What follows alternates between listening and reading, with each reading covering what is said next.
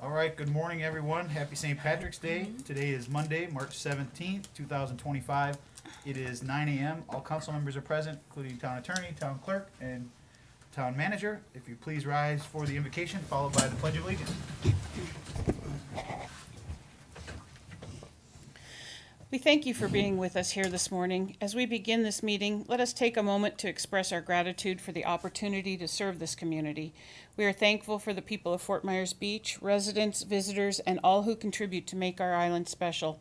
May we approach today's discussions with respect, understanding, and a shared commitment to making decisions that benefit everyone. Let us be grateful for the chance to work together for a better future for our town. Amen. Amen.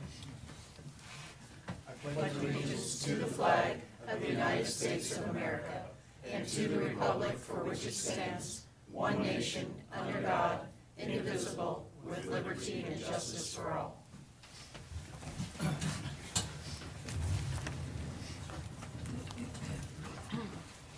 All right, now we have the approval of the final agenda. There is one item. Town attorney would like to pull her item, the settlement agreement. Is that correct? That is correct. We have some additional changes, and when this one comes back to you, we'll have a signed copy in the agenda, so no more changes. Okay. Are there any other changes to the agenda? Is there a motion to approve the agenda as amended? So moved. Second. Got a motion by Counselor King, seconded by Counselor Safford. Any further discussion? All those in favor signify by saying aye. Aye. Opposed? Hearing none, that carries unanimously. Public comment, Madam Clerk? Up first is Becky Knight. Following Becky will be Gary Knight.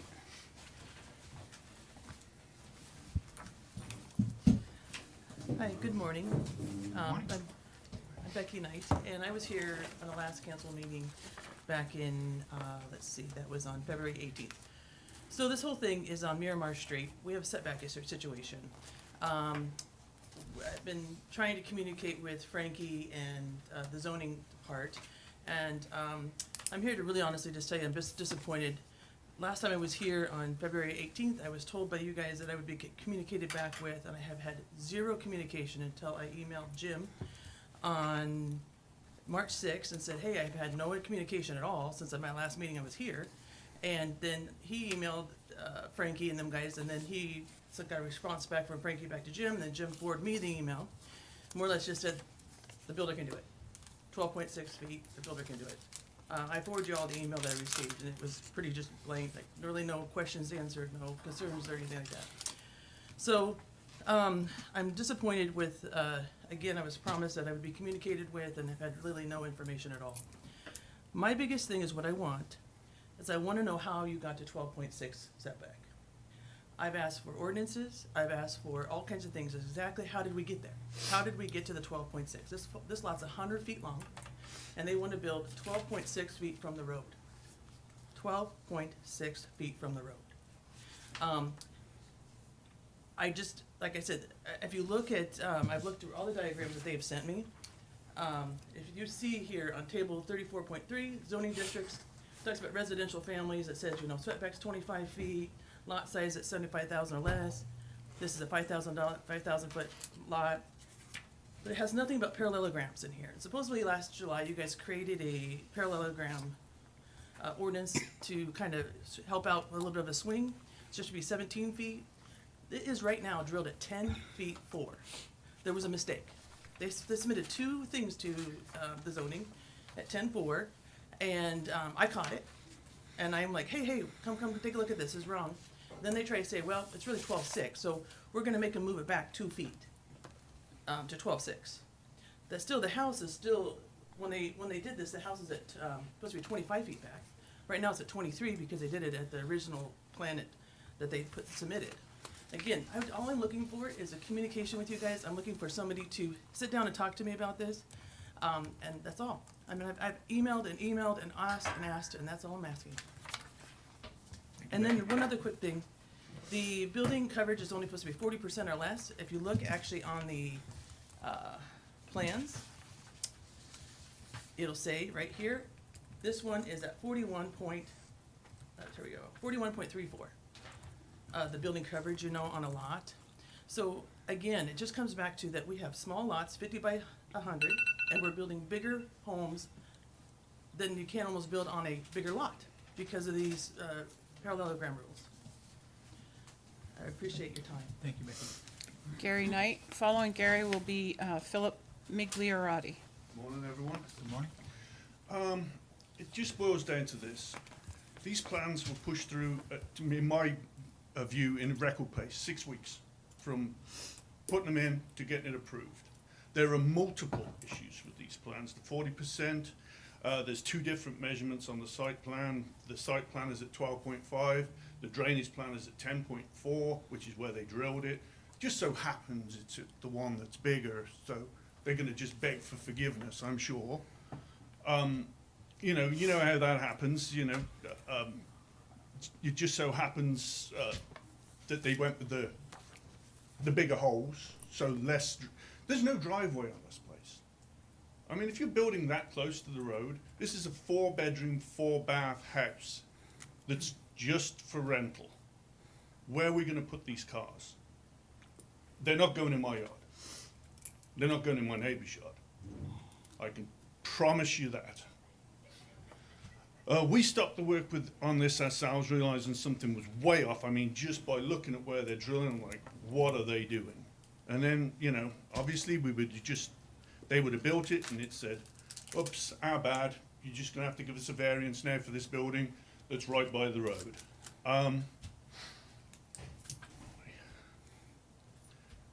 Knowing how particular this town is with other people's plans and setbacks, this just doesn't add up. The 6 weeks, all the mistakes. In fact, I think it stinks a little bit. It smells a little. If I was a betting man, I would put money on Everglades being the one asking for the new parallelogram rules. I don't know. I could get a lawyer and find out if I wanted to, but there are no issues with the old rules. In fact, 3 new buildings on our street and the 4th in the planning stage have managed to build big, beautiful houses, at least 17 feet from the road, with a parallelogram swing of 8 feet, which is fine. They can park, everyone can live. To my knowledge, Everglades is the only builder using these new rules, because every new building on our street, just on Miramar, they're not going with these new 12'5" things. Anyway, back to our safety issues. We haven't had a single answer on any of our safety concerns. Parking, blocking the road up, emergency vehicles being able to get down, trash removal if there's another hurricane, any of those. We've had silence. These issues have not gone away. The town has not been transparent with what Everglades is going to do to correct the issues that we pointed out to it. We do not know what Everglades is doing right now. It could be we go away for a week and they've started building and it's tough, whatever. What we really want is a couple of council members to come down the street and actually look at this lot. Eyes on it will show you it is off. We'd love another engineer to overlook these plans and see, how did this get passed? We'd love some kind of review to go over the findings of the new engineer. We're meeting with all of us.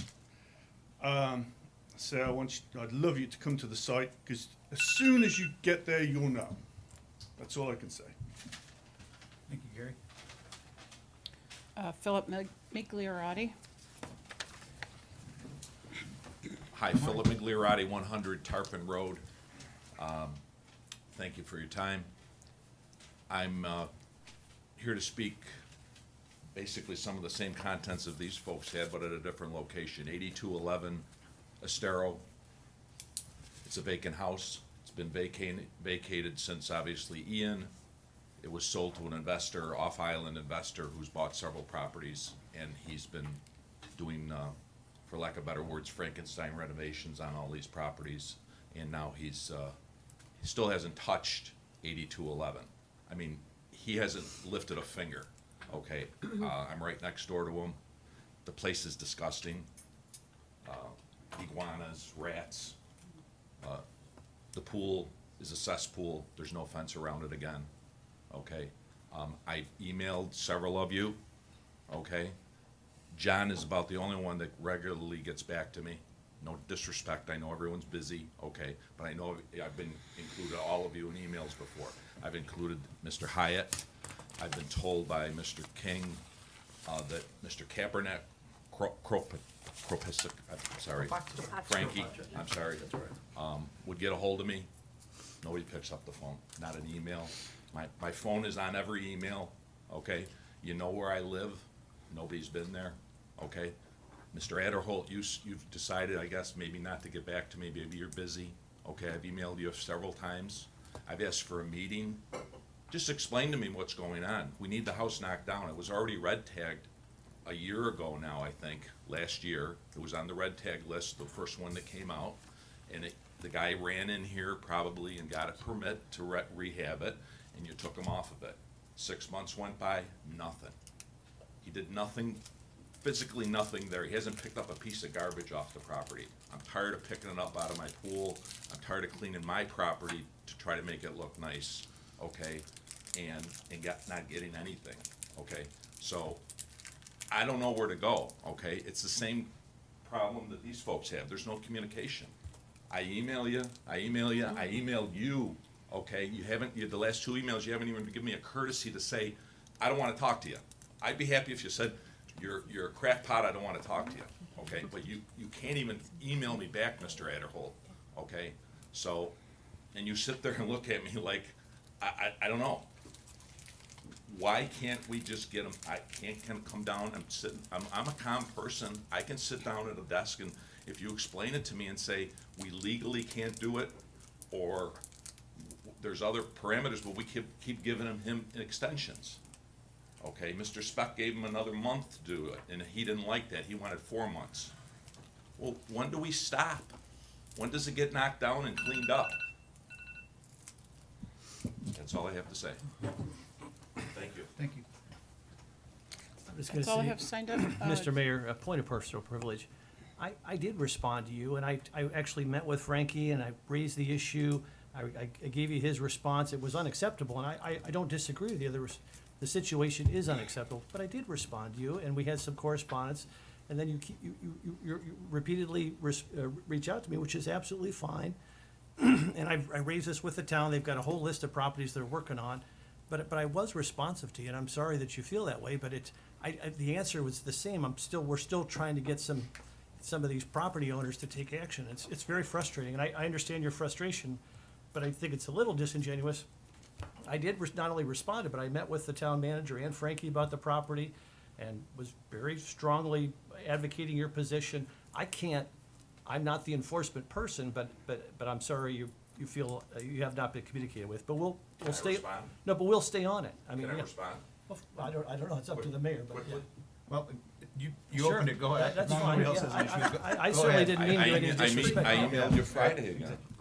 Yeah, you emailed me Friday, and I was gonna meet with Tom Yazzo, our enforcement guy, because I was come to the meeting, and actually was on my I list. can't read your mind though, Mr. Adderholt. No, I know, but I didn't. But a simple, I'll get back to you. Yeah, I know, but we've got a lot going on. Well, I have a lot going on too. We Yeah. all do. But John was able to get back to me. Well, that's wonderful, and John's a much better person than I am. No, you're not. But No, I'm no, doing no, the no. best I Nobody's can. saying Yeah, that. we're doing Okay. the best we can. Well, But you're s- when do we get down to an answer after 2.5 years and you keep giving him its extensions? Frankie, can you set up a meeting? We That's can't all keep I've going asked back and for. forth. Just, can you set up a meeting so you could sit down with these two guys and they can give you better answers than obviously. Yeah, that's, we- I, 'cause yeah, we- if, To the vice mayor's point, we aren't the code enforcement, they are.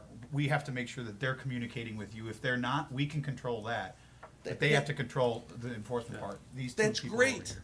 That's all I'm asking for. They will- But we can't, Please but don't thank leave, you. or Frankie, if you And I'm could go sorry it set had to come to this, to make me come down here and take my time and your time, okay?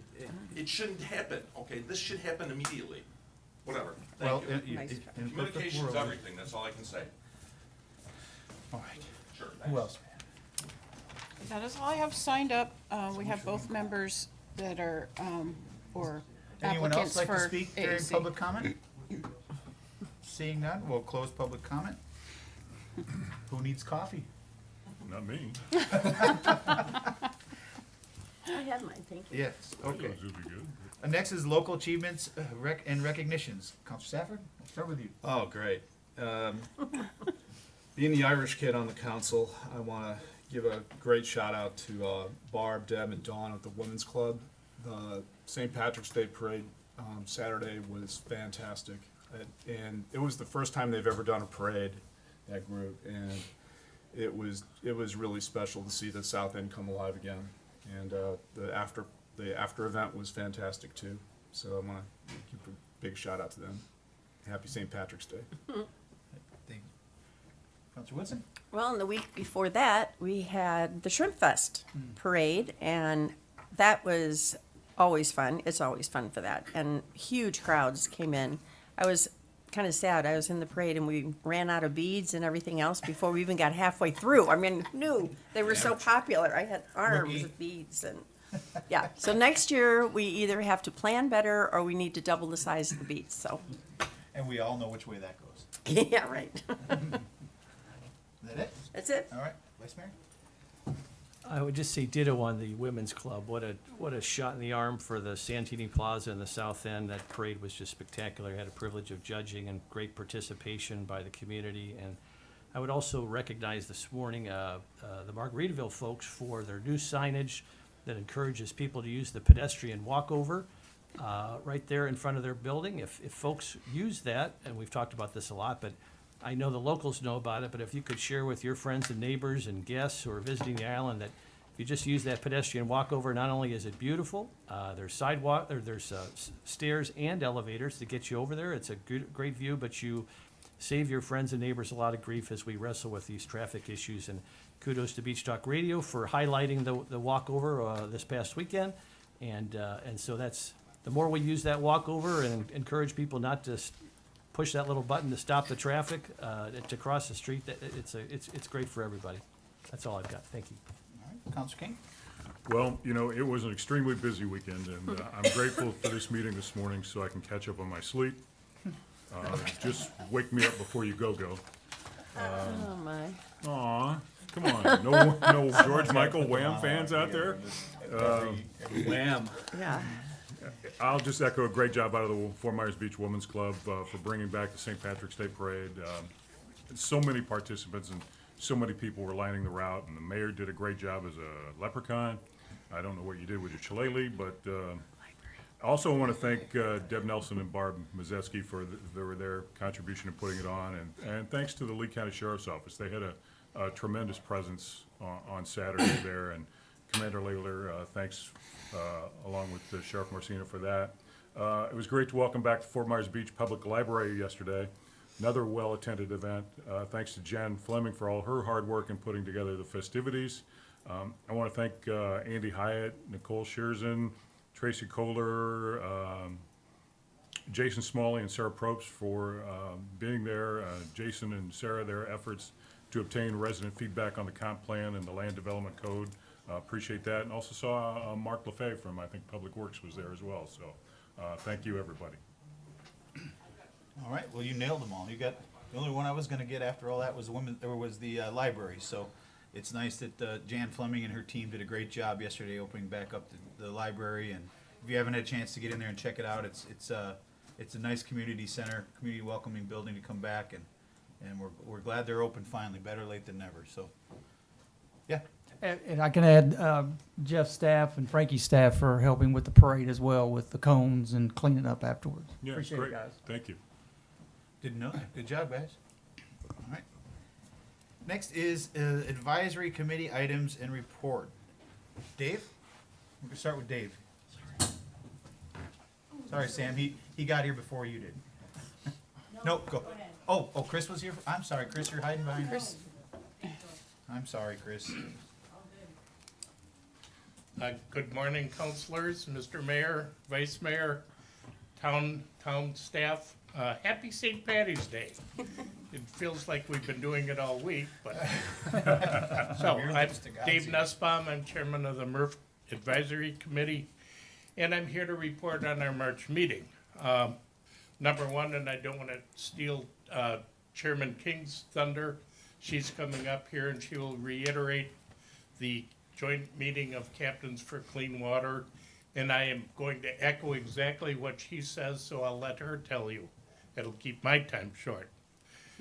Secondly, at our meeting, we had Dr. Chris Daly from the Florida Gulf Coast University give an update on where we are regarding the computer scenarios that are being run for Hurricane Ian, and what would happen if we had had solid structures, berms, and a combination of both along the island.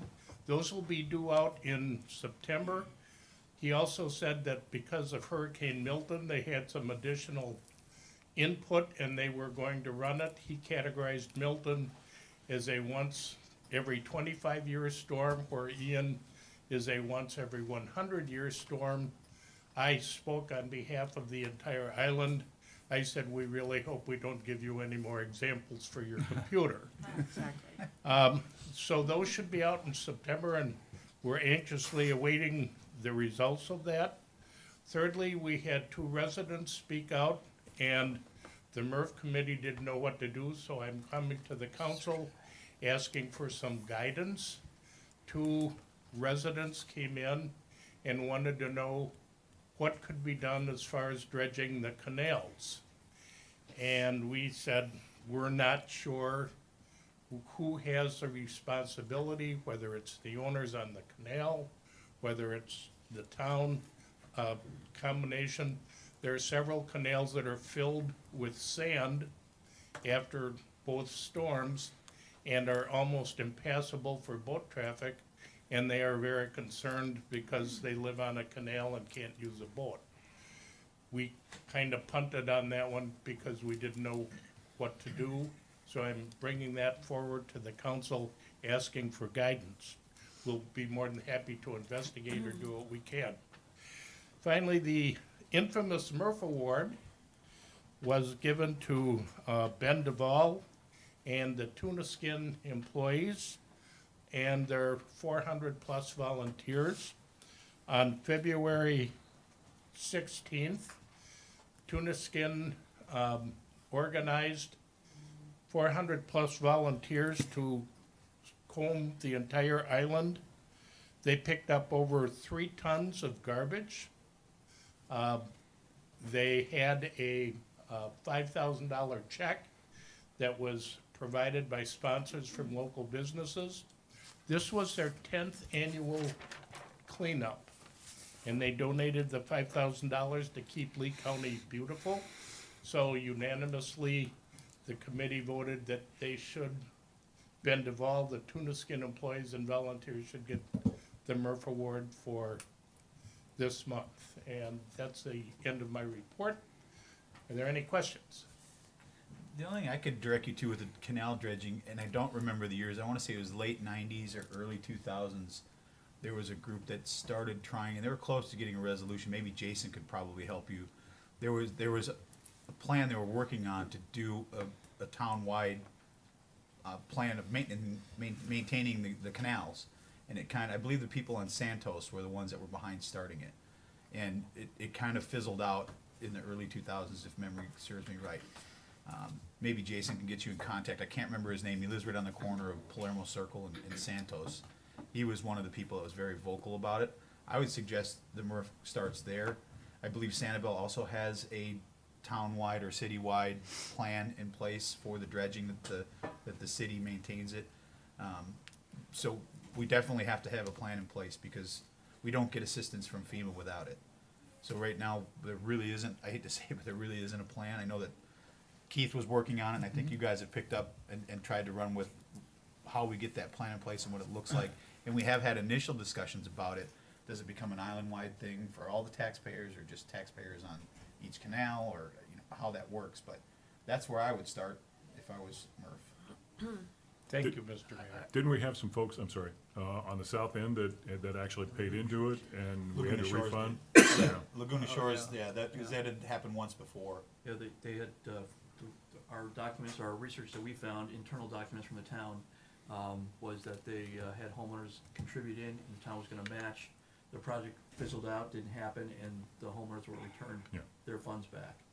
just because it didn't happen. And Well, that was Ian the happened, that's why it Yeah. did. Exactly. It was a 50-50 split. Yeah. I would too, just to nuance this a little bit, Dave, I do believe, and correct me if I'm wrong, Andy and Frankie, there's two separate issues. To the mayor's point, because the canal status was not measured appropriately prior to Ian, it was difficult for us to get FEMA funds to help clean that out, or at least to repair those. And as I understand it, we are currently going through that process of setting those measurements and parameters, and we have funding for that, so that's happening. You are correct. I think what Yep. we're wrestling with today, Dave, is to how to fund the actual dredging of the canals themselves. So the measuring is occurring, so in case we have another storm, we'll have something to sort of bookmark it against.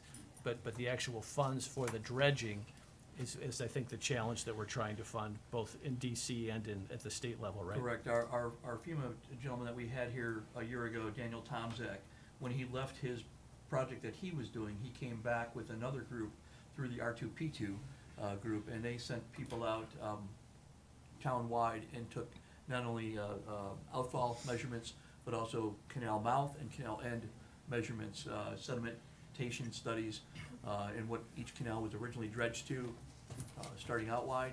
And so that data is already there. We have the metric. All we have to do is find a solution to move that metric along. But, yeah, we did it. They did a really thorough job of investigating the waterways. And we know we're up against a lot of them. Okay. Anything else? I think too, Dave, just, and there isn't any turf war, because you and the chair of the Anchorage Advisory Committee have a very good working relationship, and that it was manifested in that joint meeting we just had. I think at some point we need to, as a council, delineate, and maybe it's jointly, and maybe there's aspects of the canals that are better suited for MRF, and maybe there's aspects of the canals that are better suited for the Anchorage Advisory Committee. At some point, we're gonna, particularly if we get some funding, we're gonna have to figure out, as a council, how to designate who has responsibility over those canals and how do we do that, and that would be a great, maybe another great joint meeting opportunity to kind of figure that all out. We talked about it some time ago, but I don't think we've had the opportunity, because there's been a lot going on to figure out the jurisdictional dynamic of our advisory committees with these canals, and again, I don't think there's one easy answer one way or the other, but it's something to talk about and think about.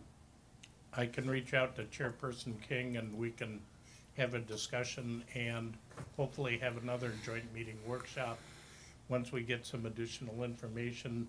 And I would like permission to get in touch with Frankie and the other people that have some information that can share with us regarding past plans, so that we can at least gather the detail and then decide what the best plan should be to jointly advise the council.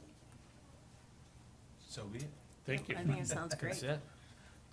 Thanks, Thanks, Dave. Dave. Thanks for taking this on. All right, Chris, sorry, I didn't see you hiding behind Joe over there. We're gonna tag team this. Okay. Good morning, everyone. Good I'm morning. Chris King, and I am Chair of the Anchorage Advisory Committee. So I want to touch on a couple of things that, Dave kind of left you hanging on. So one of them is that back in February, we did have a joint meeting of MRF and the AAC, and we invited in Captain Chris Whitman from Captains for Clean Water. And it was a very educational and informational session. He gave us a lot of information about all of the efforts underway to make sure that one of our primary natural resources, our water, is clean and clear, because we know that that is incredibly important for the vitality of our community, for economically, for the beauty to continue. So we jointly, MRF and the AAC, want to encourage the town council to actively lobby for the continuation of the Everglades Restoration Project, because that is going to help not eliminate, but mitigate the amount of fresh water that comes from the Caloosahatchee releases and does damage to our environment. Fish kills, it helps with red tide bloom, and if we can eliminate or at least reduce the amount of water that is being released into our wonderful waterway, we're gonna mitigate what the effects are from red tide. So I know you're going to Tallahassee soon, so something to keep in mind if there's a way to put in a good word for the work that captains are doing and the Everglades Restoration Project, we would appreciate that. No problem. All right. Second thing, also talked about figuring out the duties of the different advisory committees, and that is one thing that we're gonna work on in the next few months on the Anchorage Advisory Committee. Our historian in residence, Sam Lawwill, came across a number of different documents, and there's. Sorry, did I say Sam? Because I'm so excited about Sam coming up next. Okay, Ted Lawwill. He has all of these documents at his disposal and has been, I think, with the committee very close to its inception. So he came up with some things, and there's a lack of synchronicity between the different documents, so that's something that we're going to be working with Amy on to try to make sure that we understand. Okay, Amy, yes? And Nancy, we've had a conversation with Nancy, to make sure that we have a source of truth document about exactly what the AAC's duties are in supporting the harbor master and supporting the town. So that's gonna be work in progress. But we do have something exciting that we wanna ask you for permission to do, and I'm gonna bring up Vice Chair Sam Lurie, and he is gonna give you the details. I know that was a test, because you think I don't listen to you, so I I jumped in on that. Thank you, Chris. Good morning, Mr. Mayor, council, and staff. I'm Sam Lurie, the Vice Chair of the Anchorage Advisory Committee. I have here with me Chris King and Harbor Master Curtis Ludwig, who will be, after I read a short report, will join me for any questions and comments. Before I start, I want to ask our liaison, Vice Mayor Adderholt, is there still a opening on the Anchorage Advisory Committee? It's my understanding there is an opening, and we'll be voting on the folks, there's two people here today to vie for that replacement spot, and we may be voting this morning to affirm one of those two candidates. Great, we like to keep a full committee if possible. I come before you today to ask for approval to hold the 14th iteration of the Anchorage Advisory Committee Cruiser Appreciation Day event on April 27th from 1 to 3:30 p.m. at Bayside Park. The last time this event was held was March 25th, 2022. You should have a one-page overview of the event in your packet. I'll call it a few details for the benefit of those who are watching. The purpose of our event is to recognize and celebrate the boaters who use our mooring field, while also educating the public about how it operates, the economic benefits to the town it provides, and the environmental impacts it mitigates. We are planning to make this event self-funding, so we're asking for your approval to solicit individuals and businesses for both in-kind donations and drawing prizes and perhaps food, as well as monetary donations to cover other expenses. Captain Curtis has offered to, Harbor Master Captain Curtis has offered to cover the $400 or so for floating keychains for participating boaters from his budget, but all extra funds generated through donations will be provided back to the town to support the mooring field operations.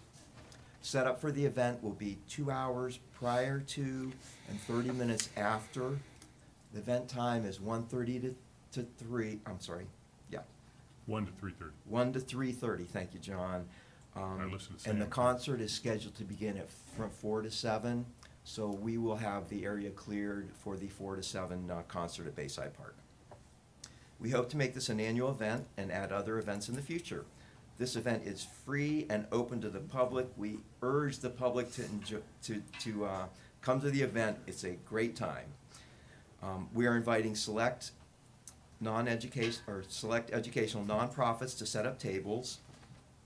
The Mooring Field, MRF, Coast Guard Auxiliary, Captains for Clean Water, Keep Lee County Beautiful.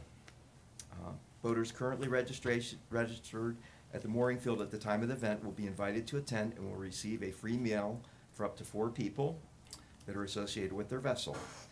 We also provide a free meal to invited town staff and other VIPs. Committee Chair Chris King will provide invitation information.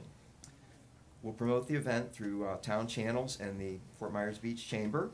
This is an opportunity for boaters and town residents to visit, mingle, and enjoy the afternoon leading up to the Sunday evening concert. In summary, we're asking for your approval to present the event and to solicit both in-kind and monetary contributions to support it so that it's self-funding.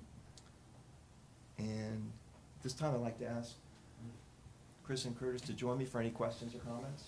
Just a quick question for Nancy. Nancy, is there any legal roadblocks in allowing them to solicit what they're asking for? No, because they're not soliciting it for their own personal benefit. It's being a request for the benefit of the town. Generally, those things are handled through the management or the town manager's office as far as donations to the town. They're just basically an arm of the town making that request. There's no personal gain at all to them. That money is going to be used to the town. Okay. And you will see that we have changed our plan from doing a raffle to doing a drawing. So we will not be selling tickets for anything, but we will be allowing people to have a ticket to participate in the drawing. And if people want to make a monetary contribution, that's fine, but they don't have to. Okay. And I'm sorry, what was the date again? April 27th, the 27th. last Sunday in April. 1 to 3:30. So could I just ask that, for the 501c3s that would participate, to consider, Friends of Lovers Key? Oh. For Lovers Key State Park with all of their beaches and water and boating, and I think they would be Excellent. a great complement to that. We want to have enough for people to see, but we don't want it to be overwhelming in I get it. the Bayside Park space, but I that's a get it. plan. All right. Other questions? I have a quick question, and I'm not putting you on the spot, because I know that this process is still in the planning stage. But do you have a ballpark number as to the cost? Because the alternative would be that the town would provide them some money to actually have the event. Yeah, I think it all really depends on how much the food costs for the people that we're trying to provide the complimentary meal for. So we have not had conversations with the downtown restaurants yet to see if we can get discounts on that or get some contributions of that.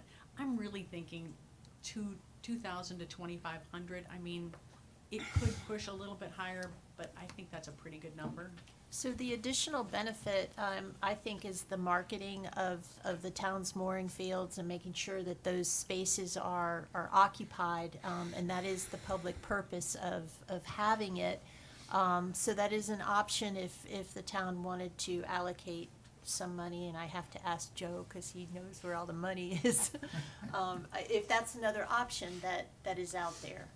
I would, if I could, Nancy, I think that's an excellent point, and I think at a minimum, I would ask the council to consider at least giving Curtis and the town staff the flexibility to utilize some funds if necessary, because to your point, Nancy, the mooring field is by designation a revenue-neutral entity for the town. It doesn't make a profit, and it doesn't, we need to charge fees that allow us to break even. And obviously, that fluctuates back and forth, and sometimes we need additional money for infrastructure improvements, sometimes we get that through grants. But what the Anchorage Advisory Committee is doing, not only is it a gracious gesture to those who are regular customers, but it's a tremendous marketing opportunity for the mooring field, and it would be like running a couple of newspaper ads. I mean, but in this world, a word of mouth is so important. And if they have a good experience in Fort Myers Beach, they tell all their friends and other neighbors and boater friends, and that word just spreads. And we already have a very high rating in Fort Myers Beach, but it's building goodwill, it's marketing, and Chris has a marketing background. I mean, it's a great investment for the town. And again, it's not really the taxpayers that would be sponsoring it. It's the actual boaters themselves who utilize the mooring field. So I think I'm very confident in their fundraising capabilities, but if they do, it is tough post-Ian to raise dollars. And so if the town has to help through the mooring field fund, that seems like a reasonable expense. And again, it's not taxpayer dollars, it's those users of the mooring field that support the mooring field in a perfect world. What do you think, Joe? You are the gatekeeper of the funds. No, I think that's reasonable, and so basically what we're talking about, if there's any difference between what they're able to raise for the event themselves and the actual cost that would be absorbed by the mooring field budget. And if by chance there isn't enough in that budget to cover that small difference, we also have a contingency budget outside of the mooring field that could be tapped into if it became necessary for that. I think you should also reach out, I don't know if you have, to the San Carlos Sail and Power Squadron. San Carlos what? Sail And Power Squad. and Power Squadron. Okay. They're the guys that help make sure all the, they do training for captains. They also, for free, help make sure that your boat is safe, and it's a great group. Their office is right off island, but I can get you the. Safety things too? Yeah, they do safety lessons safety and- lessons, all Yeah. that. Yeah. It's a great group. I can get you their contact info. Okay, great, thanks. Sure. All right. Kurt, you got something to say? He's like, if I have to. Now I do. Mayor, just to introduce myself, I'm Curtis Ludwig, I'm harbor master for the town. Mayor, I don't have, I think these two members said everything, unless y'all have any questions for myself. No, I think just, I'm okay with the suggestion by Vice Mayor Adderholt. Karen? I'm totally Scott? on Sure. board with that. Absolutely. Okay. Will that cover it, or do we need an actual motion, or? I think a motion would be appropriate, and basically you are providing them the authority and the permission to proceed with their event that encompasses some solicitation of in-kind contributions or financial for the benefit of the town, for the public purposes that have been discussed. And authorizing the town manager to execute as needed. Yes. So before you make that motion, Vice Mayor, so those that would like to make in-kind donations, who do they make the donations to? It should flow through the town manager and finance, and not directly to the Anchorage Advisory Committee. If the Anchorage Advisory Committee receives any type of funds, it should immediately be turned over to town staff. But again, if someone is still writing checks, who would they write the check to? The town of Fort Myers Beach. Okay. And I'm assuming, Chris, you guys will get all that information? Yes, Okay. absolutely, we'll get the process down. All right, take it away. And just point of order, then we'd have to make a list of that, bring to the council to accept the donations. Yes. Mr. Mayor, I would move that we allow the Anchorage Advisory Committee, in an effort to host the Cruiser Appreciation Day on April 27th, the ability to solicit and raise funds consistent with the advice of the town attorney. And we also would utilize the town's funds that are raised by the fees that we charge the mooring field to support this event if needed, if there's a shortage of fundraising, and the town has to fill that, the town mooring field has to fill that gap. I will second. Okay. Any discussion? If I may? Yep. We also are not a nonprofit, so it's not tax exempt. All we can do is give a letter saying that they've made a donation to the town. What they do with their auditors and finances, their situation, but we do not say that this is tax deductible. Okay. And if for some reason we get an overage of what you need, then that would go into the Town's fund. budget, Yes. Okay. Yep. Any other discussion? All those in favor, signify Aye. by saying aye. Aye. All right, hearing no opposition, motion carries unanimously. Thanks, guys. Thank Thanks you for the so hard much. work. Thank you very much. I just have one closing comment. Sure. I just wanted to, the mayor always says how many interesting people there are in this beach. Curtis will vouch for this. If you want to show up at this event, these people on the mooring field are well-traveled. They're some of the most interesting people that ever came to this beach. So encourage everybody to attend. Yeah, it's always a good event. Yeah, Thanks, Keith sir. Wilkins is part of that group now. Yeah. He just, yeah, he just anchored. Sailed into town. He just showed up last night. Right, yeah. Good luck with that. That'll be a party boat. Yeah. Thanks, Kurt, not so much. He's got some help. All right, Anchorage Advisory Committee appointment, we have 2 members that have applied for the 1 open seat. They're both here. You want to come up first, and if you'd like to say a few words?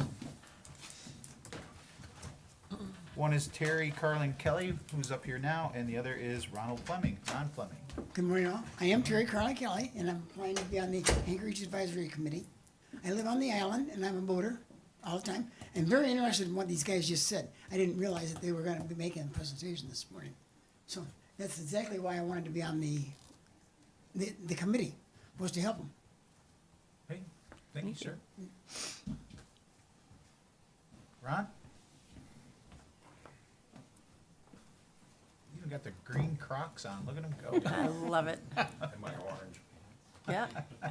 Good morning, Ron Fleming, staff, council. I'm here to also apply for the committee, much as Terry said. I'm very interested in the water. I was recently at the Mound House where I learned that the very first aquatic preserve is where our mooring field is. It started in the 50s. I was unaware of that. I'm interested in current events and history. I think I would be an asset to the committee, and I'd appreciate your support. Thank you. All right. Do we have to do anything special? Just Fill in your ballots. fill You in our should have ballots? one. Okay.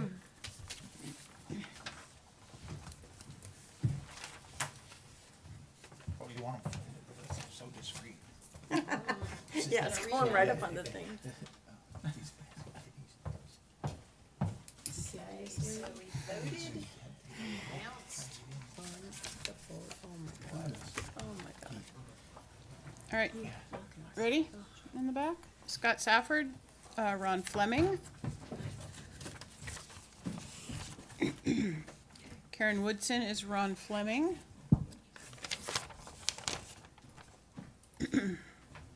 Dan Allers, Ron Fleming. John King, Ron Fleming. And Jim Adderholt, Ron Fleming. So is this an accurate representation of everyone's vote? Yes. Yes. Okay. So the winner is? Ronald Fleming. Ron Fleming. No, do you need a motion? to Yes. accept? Okay. Yes. Is So there- moved.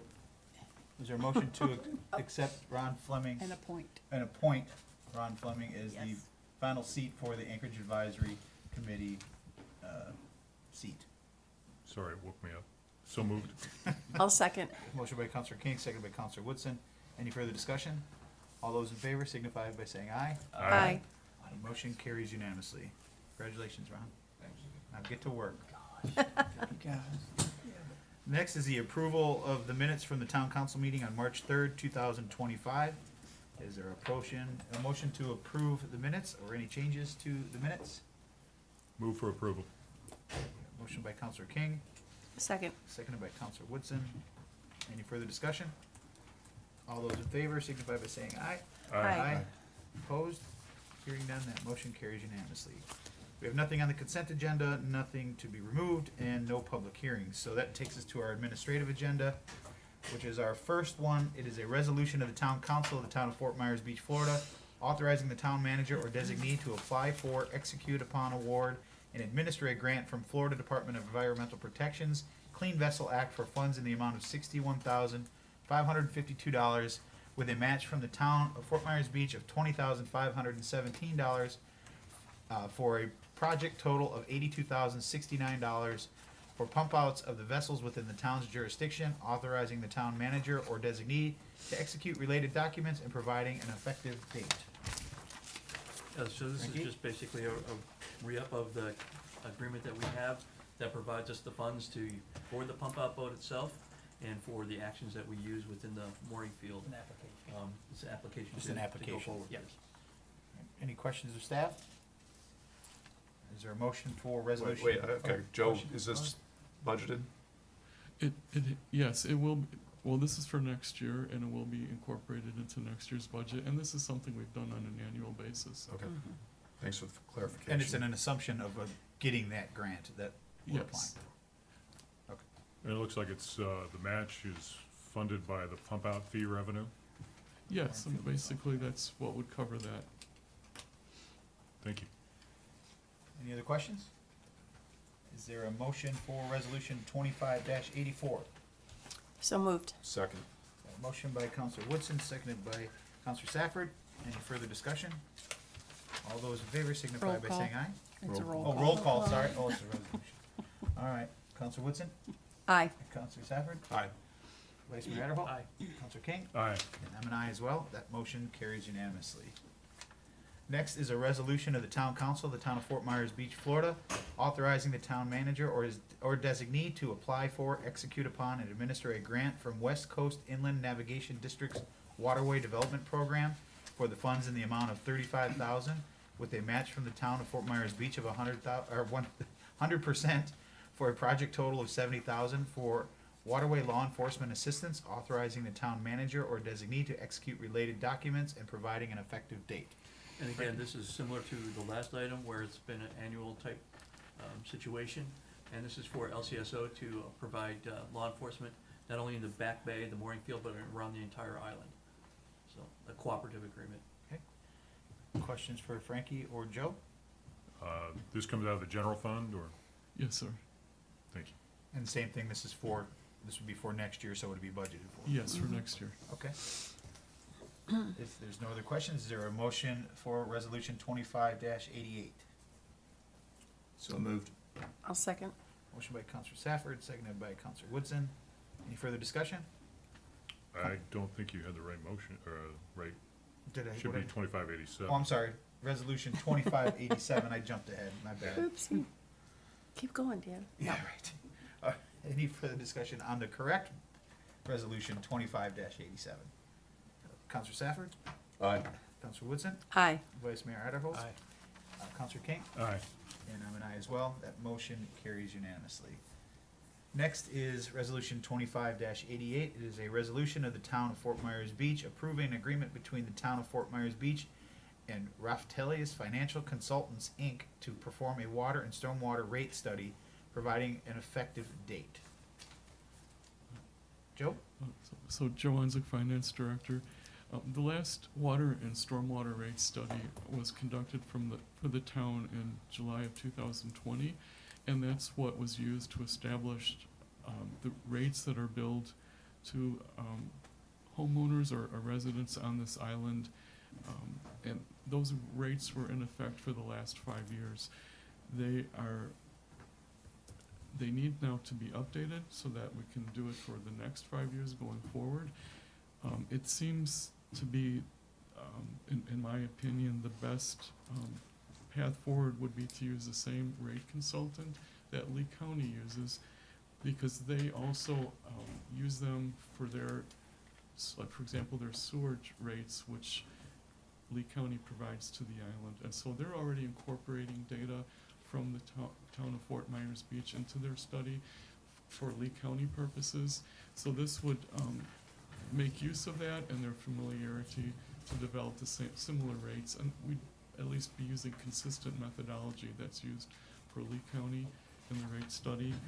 And by also utilizing them, we can quote unquote piggyback on the contract from Lee County and use the same rates that are charged to Lee County for their services.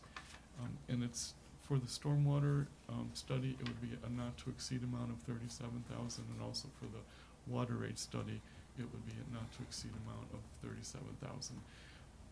The actual cost will depend on the amount of time that's they actually put into the study.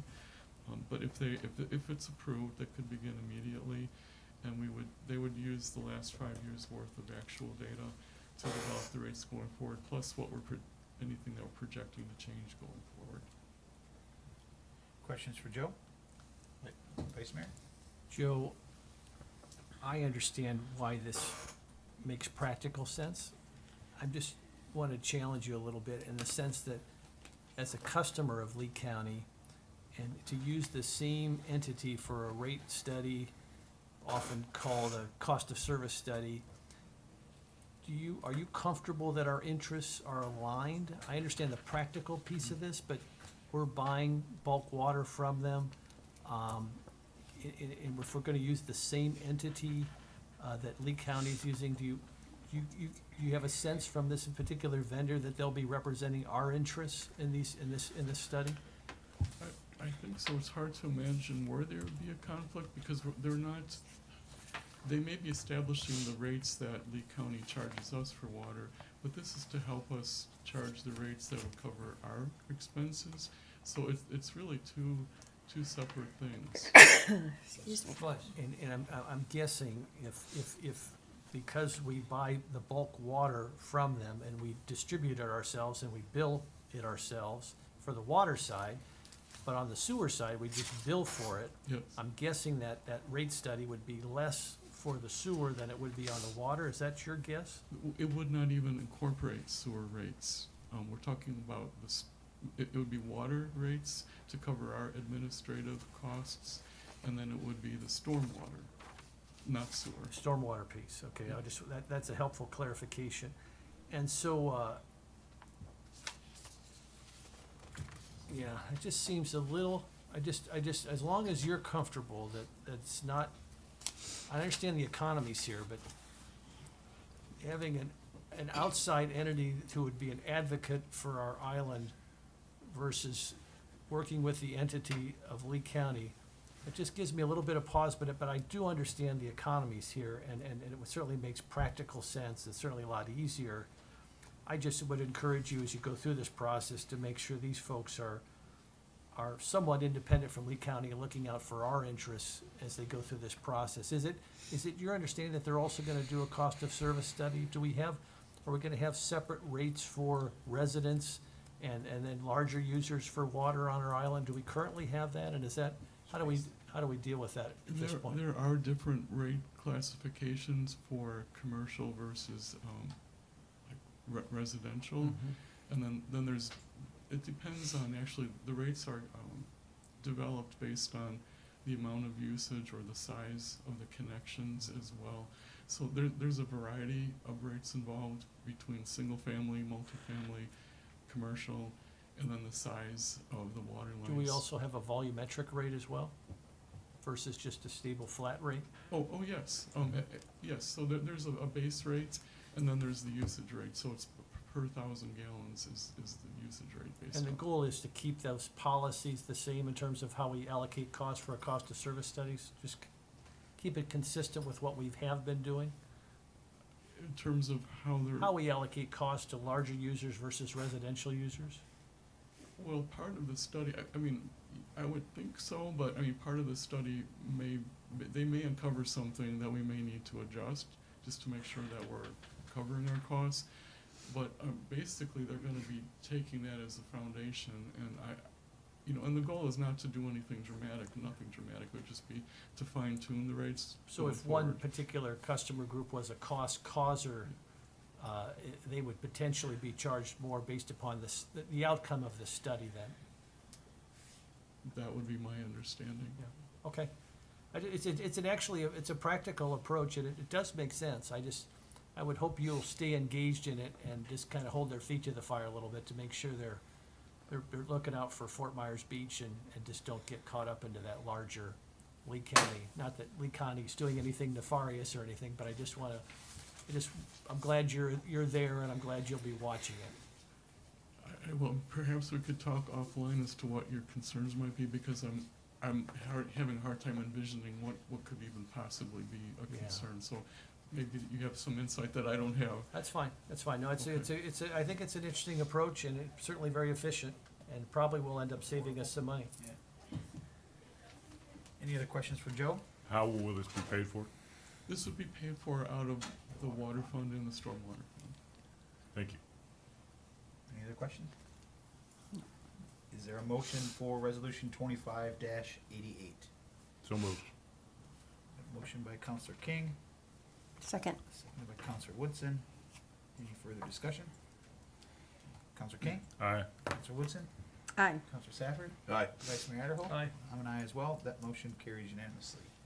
Next is resolution 25-86, a resolution of the Town Council of the Town of Fort Myers Beach, Florida, authorizing the First Amendment to the Professional Service Provider Agreement dated October 1st, 2024 with Softrim LLC, increasing the not-to-exceed amount for the first contract year by $350,000 to a total of $556,784 for additional services and items related to the renovation of the town hall and providing for an effective date. Joe? Or Andy? I can kind of lead off and then turn it over to you. Obviously, this is something that needed to be done with our town hall, and we had them under contract, so we just expanded their contract. Obviously, it's everything for the new chambers. The building that we purchased was cut up into a bunch of offices. There wasn't one system in there, so we're creating one system. Security cameras, traffic cameras for the pedestrians out front to be able to log into, sound, certain things that go to each floor with the computer cabling and everything throughout the entire building. So it's obviously something needed, and it is paid for out of the insurance proceeds. But I'll turn it over to you, Joe. Yes, and so, as Andy said, we already had Softrum under contract, and they did provide their hourly rates. It did not necessarily include equipment, and so in order to purchase equipment through them, they provided us with quotes, and then Nicole did a very good job of doing independent quotes for every single piece of equipment from other sources, just to make sure that their prices provided by Softrum were competitive, and in every single case they were. And so by doing that independent evaluation, we were able to make sure that the cost of the equipment was competitive, and then along with the cost of installing the equipment. So over the course of time, the total cost came up to $343,000 so far. Just to make sure that we only have to come before the council once, I've added a contingency to bring it up of $21,000, to bring it up to a total of $365,000 not to exceed amount, to cover any other possible changes that they may do to finish things for the building. And by then doing this would formally approve an increase to their contract. So does this contract cover everything as far as Wi-Fi, TVs, the speaker system, sound system, Yes. microphones? All encompassing, yes. All encompassing. And is it future-proof? I mean, did they do fiber optics? Did they just use Cat 5, Cat 6? I mean, what? It looks like they're, I'm not a tech, but it looks like it's He's Cat back here. You just have to 5. nod. Yes. So they did use, okay. He knew what I was talking about. I just wanted to make sure it wasn't, we're putting in adequate stuff, because if you look at what this contract was, Vice Mayor Adderholt and I were on the council when we went through Right. this exercise for the last town hall, and it was fairly expensive. AV is not cheap, No. but this is, in my opinion, a fairly good deal Yeah, I don't know for if you. the size of the building. Didn't want to interrupt, sorry. No, that's, If you look, we've had some requests for traffic cameras. We added those on the front. You can look when you go by. There's a couple that are there that are on Estero, just to people can log in, and we're gonna add more cameras. We already have that taken care of in other places. When we get, Newton Park back up, there'll be another traffic camera put back up like before. And so, that included that, security cameras for the whole property. It'll help secure the whole neighborhood actually in that area. So it's really, did we put a sunset cam? Just curious, not. we is there a can't, camera that matter could- of that fact, we high have of a one building For a while, you'll be able to we see a sunset. might be able to. We might be able to do that. That's a good That would point. for years. That's a good Oh, point. off the top of Uh-huh. the building Mhm. too, that would be Yeah, amazing. We can add that. He put Wow. in some money. Yeah. It's not essential, I just No, but didn't know if there was. No, that would that's not a be a great bad You idea. might be able to see actually. it from one of the You cameras. can see a anyway, lot of it, yeah. At least for now. Okay. Yeah. Is the IT person allowed to leave his post to come to the microphone? Or does it mess us up if he does that? Or maybe you guys could answer. I don't want to put him on the spot. He did for the audit We can ask committee Nicole last week. Brazin. Yeah, I just want to ask, obviously, the obvious question, and I know you guys are looking at this, but Josh, we've had some real issues, even prior to Andy and Frankie and prior to Ian, with just streaming these meetings and being able to be available to the public without interruption technologically. And the mayor is much more tech savvy than I am, but can you just share a little bit about what kind of steps are being taken to make sure that our meetings don't get interrupted by technological failures, and that we can communicate with the public on a regular basis, a consistent basis, without all the interruptions? And I know you can't prevent everything, but I assume technology's evolved, and we're taking some pretty aggressive steps to make sure that our sound and everything comes through on a consistent basis. So yes, there's a fully new system that's replacing what we have here that can handle the actual capacity that you guys are trying to push out constantly. So it was a major issue that I saw when I first got here, and trying to fix it, get it back up and running to continue until we do move. But yeah, we're separating the whole entire that network from the main business network, since that was also convoluting a lot of it. So A lot of now it's data. just gonna be Yeah. nothing impeding it to go out. So that should definitely help a lot. And also being on a fiber network, you're not having to deal with the coax that you have for currently for Comcast here. So it's gonna be much more throughput going out. So it'll definitely be a lot better. Plus with the new sound system, it'll be less static will happen throughout from time to time. So essentially what he's saying is you're getting a dedicated phone line. Correct. For the council We're gonna have meetings. static IP then. Yes. Everything is. Is it through Comcast? Yes. Okay. That's very helpful. Thank you very You much. got it. What, Josh, as long as you're there, you might be the one to answer. What's a TriCaster, just from my own personal knowledge? So that is what manages all the cameras in here and all the switching and That's streaming the- out. everything That's sitting in front of literally you. that whole cabinet back there. Okay. So yeah, that's the upgraded version. To Thank you. Be able to push all that out. Also, I see, I don't know if Josh needs to answer this or the town manager, but we have a separate line for wiring for the second floor, but then we have wiring and accessories for the second floor. Help me with that. We have another meeting room up there. We're gonna put cameras, we're gonna put TVs, we're gonna put other things in there, so you can actually do committee meetings and other things from that. And we can also have overflow in that room. Okay. There needs to be more on that floor. All right, thank you. Microphones, everything. As you move away from the microphone. You heard me. Thanks. The only sure thing about technology is it will give you a headache. That is correct, sir. Yes. It doesn't last Not long. if, but It's not a matter of when. Yes. Any other questions for staff? Is there a motion for resolution 25-86? So moved. Second. Motion by Counselor King, seconded by Counselor Safford. Any further discussion? Counselor King? Aye. Counselor Safford? Aye. Counselor Woodson? Aye. Vice Mayor Adderholt? Aye. And I'm an aye as well. That motion carries unanimously. Next is resolution 25-82. This is a resolution of the Town Council of the Town of Fort Myers Beach, Florida, ratifying the authorization of STA number 7 in the amount of $24,000 with DRMP Inc. for value engineering under RFQ-22-25-AD for Bay Oaks Recreational Campus Redevelopment Project, which when combined with previous STA number 5 for $55,650 and STA number 6 for $6,650 for the same project total of $86,300 and providing for an effective date. Jeff Hauge, Community Services Director. Yeah, so you had previously we had to reject, excuse me, the bid for the redevelopment again. It was too much for our budget, so we ended up, actually you all, ended up rejecting the bids for that. And then we were going a different direction as far as how we're building it, because the costs have risen. We're gonna do a valued engineering, which means the cost will be a little lower instead of, you know, having real expensive things. You can do it under a smaller budget. So this is just for the redesign from DRMP to incorporate our changes. You know, a smaller parking lot, those kind of things. And what is the goal, Jeff, is this RFP gone out yet? When is it gonna go out? When is that gonna close? When could we start to see This some week, action happen? this week, we're gonna have it at least advertised so it can go out. And what's the timeline for that RFP as to when it closes? Yeah, 30 days. 30 days. Yep, 30 days, and then hopefully we can start right away. And DRMP has said if we get it out even by mid-April, they could get the job done. Job done when? Because there's a tight deadline for August match. 31st. By the deadline. Okay. Thank you. August 31st. Oh, that's pretty aggressive.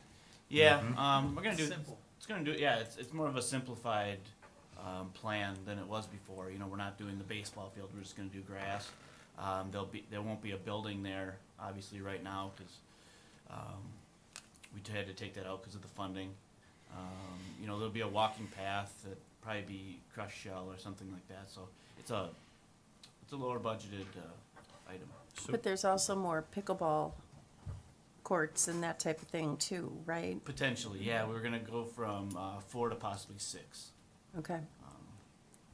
So to that point, Jeff, and Counselor Woodson, your comments would be welcome too on this. Where are we in the aggregate, so the community center's now off the table, is that right? I mean, it's not off the table, we haven't But completely. at least temporarily? Yeah, it'll be phase 2 or 3. So in essence, you're gonna redo the whole campus. Do you wanna just, for folks who don't sit on board camp, just give us a thumbnail sketch of what it might look like? Is it gonna look like, sort of like what it looked like before Ian, or how would you, No, there how won't- would you describe it? The initial plans had a new softball field back there. The need just isn't there. The need is actually for green space on the island. So we decided to do more of a multi-purpose field. And wasn't that a requirement of the grant?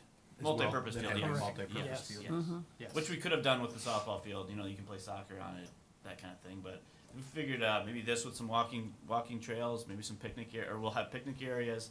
You know, pickleball will be in there, but it'll be just a nice area where if you want to go kick around a soccer ball, you certainly can. If we need to line it for something, for an event, we certainly could too. If there was soccer, lacrosse, the area is big enough to do 2 full-size soccer fields if we needed to. That's kind of the placeholder, if you can imagine what it looks like. What is the name of that park, Jeff, that's up in Tampa, that's along the boardwalk there? If people want to go look at an idea of kind of what it looked, kind of a concept of it. Is it Riverwalk? It's on the Riverwalk, Riverwalk. correct. Yeah, it's the river. I don't know if Yeah. it's called Riverwalk Park, but Very similar. It's a linear. Yeah, just Yeah, a place where people can go hang out. We can have concerts down there Yep. too. That'd be nice to be down there, a big open area. So we just want to get it back to green space and get this project finally complete. Well, and we took out the amphitheater, and just thought we can set up stages if, we can set it up however we want to for any kind of concerts, that type of thing. Right now, with the new town hall coming in and just understanding how we'll use all that extra space, there's meeting rooms in the town hall for people to come in, nonprofits to come in. So the immediate need, and funding, of course, because we don't have the funding for an administrative building, but the immediate need was like, let's take a look at what we're doing now with our new town hall, how we can utilize that. Maybe we don't need an administrative building, maybe we need some other kind of thing as time goes on, and we'll feel that out and also look for more funding, because we don't have it. Correct. That's exactly what we want to do. We want to get this done with a multi-purpose park and some walking trails. Right.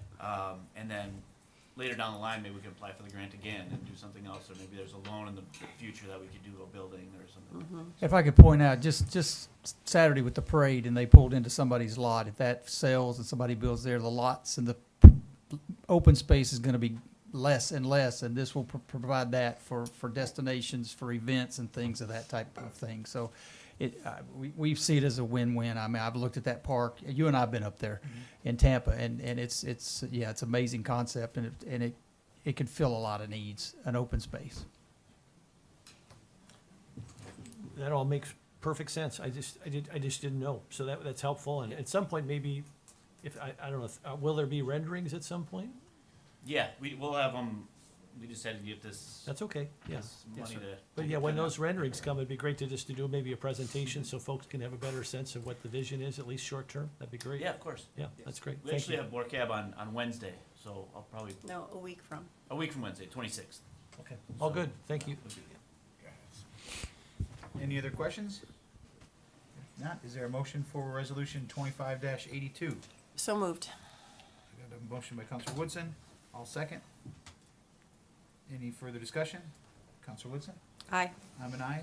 Vice Mayor Adderholt? Aye. Counselor King? Aye. And Counselor Safford? Aye. Motion carries unanimously. Next is item F, resolution 25-85. This is a resolution of the Town Council of the Town of Fort Myers Beach, Florida, ratifying action of the town taken December 19th, 2024, under the emergency procurement policy to contract with Andrews Site Work LLC to take emergency protective measures to maintain potable water pressure by installing a gate valve at the South Booster Station for a not to exceed amount of $129,745 and providing for an effective date. Joe? So this was a repair, or I should say an improvement, that was necessary for the reasons that you had just stated. It will be funded from the water fund and possibly from insurance proceeds. We may have some insurance proceeds remaining that were given to the town for the water distribution system. So it's possible that there may be some of that remaining that we could apply towards this cost. But it was something that was necessary and was able to be done by Andrew Site Work while they were here. And so that is why it was approved at the time as an emergency, and now we're coming to the town council for ratification. Questions for Joe? All right, is there a motion? Which one are we gonna get? 2585. 25. So moved. Motion by Counselor King, Second. second by Counselor Woodson. Any further discussion? Counselor King? Aye. Counselor Woodson? Aye. Counselor Safford? Aye. Vice Mayor Adderhold? Aye. And I'm an aye as well. That motion carries unanimously. Next is item G. This is a resolution 25-89, a resolution of the Town Council of the Town of Fort Myers Beach, Florida, ratifying actions of the town taken January 10th, 2025 and January 27th, 2025 under the emergency procurement policy to approve the purchase orders with Kirkwood Electric for electrical work related to the renovation of the new town hall, the combined total of which is $76,662, and providing for an effective date. Joe? And this is similar to the soft trim resolution, where there were two phases of electrical work done by Kirkwood on the new town hall. And since the two ended up being more than $75,000, it's necessary to bring it to you, to town council, to ratify the purchase. Questions for Joe? Funding? This is part of the new town hall funding plan that was proposed originally. So this would be coming from insurance proceeds for the building. Thank you, Joe. Any other questions? Is there a motion for resolution 25-89? So moved. Motion by Counselor Woodson. Second. Seconded by Counselor Safford. Any further discussion? Counselor Woodson? Aye. Counselor Safford? Aye. Vice Mayor Adderhold? Aye. Counselor King? Aye. I'm an aye as well. That motion carries unanimously. Last is item J. It's resolution 25-92. This is a resolution of the Town Council of the Town of Fort Myers Beach, Florida, authorizing approval of the amendment number 3 to the agreement with Jacobs Project Management Company and providing for an effective date. Frankie? So this is just a ongoing services contract that we have with Jacobs, an adjusted price of roughly $53,000 that'll be added to the current contract. It takes up added staff that we've had, whether they be permit tech, in this case, supplied us a new floodplain manager in-house, ongoing, and just kind of keeping that contract on track to where it was when we initially signed it. So it's additional funds, and it will be coming out of the general fund. To answer any questions you have regarding Jacobs, we do have John Dahmer here. So Jacobs comes out of the general fund, not out of the building fund? This particular part does, yes. The permit techs can go into the building fund. Correct. But anything for planning and zoning rather, would have to come out of the general fund. Okay. Yes. You wanna come up, just kind of give everybody that doesn't know who you are, and just give a quick overview, if you would, John, about what it is your firm is providing for us, and when you kind of came on to the town. Good morning, Mayor and Council. Happy St. Patrick's Day. My name is John Dolmer. I am the project manager for Jacobs Engineering for the Building Department Services. So currently, we are providing the building official, 3 building inspectors, floodplain manager, and 3 permit technicians. And as we have evolved, I think we started a little over a year ago. We started talking about 3 years ago. Almost right after the hurricane. Almost right after the hurricane. And those services have kind of evolved and developed since then. So right now what's happened is we also have projects in Bonita Springs, and I know that we try to look for a little synergy with some of the building inspectors, so that way the right inspector goes to the right inspection as quickly as possible. And we have also kind of worked with trying to smooth out some of the permit intake that we've had throughout the year. So. Any questions for John? Vice Mayor. Good morning, John. First of all, thank you for your efforts. You've made our life here on Fort Myers Beach easier. When you first came on, one of the things I challenged you on was putting forth some metrics so people can visually see the dramatic change and the elimination of significant backlog in the permitting process prior to your arrival.